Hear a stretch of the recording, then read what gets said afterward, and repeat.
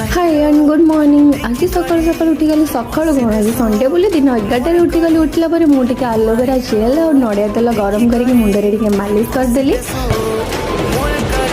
ठीक है मुंडे नड़िया तेल एलोवेरा जेल मालिश कर सारिया पर किसी समय पर मुझे गाधेकी आसी जाइली बसीगली पखाड़ खाइबापी। पखाड़ खाइबार जो शांति आउ कोथिरे भी नाए। सब काम मोर सरिया पर मुझे आसी जाइली अनुपमा पार्लर को कहीं मोर आईब्रो सेट करवार थिला।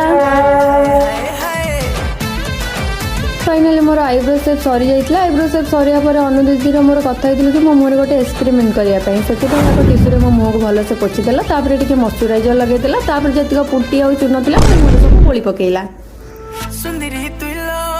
मेकअप नेला सी मोर हेयर स्टाइल कर देथिला। आपण देखिबे या पर मोर फाइनल रिजल्ट आ देखि मते कमेंट रे नियति जानबे मो केमति लागो। मोर तो संडे किछि एमति थिला। आपण मानकर संडे केमति कटिले मते कमेंट रे नियति जानबे। रहिली नमस्कार।